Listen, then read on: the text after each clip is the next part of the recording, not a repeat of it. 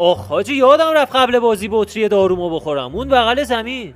چه دارویی؟ حاجی 3 روز از استرس نریدم خیلی سنگینم. گفتم اینو قبل بازی بخورم یکم معده‌مو کار بندازه سبک شم.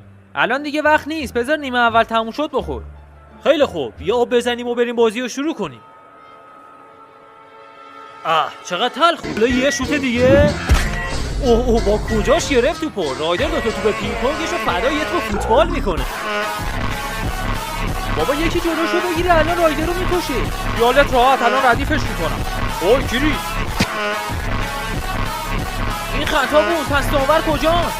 لعنتی چقدر دلم درد میکنه. دارم از دل درد میمیرم. اونجا رو ببینی بالاخره یه حمله از بازیکن‌های لس سانتوس. جواب تو دروازه‌بان تک به تک میشه. بازی که خطا نداره، شما هم بزنیدشون. سیفتی.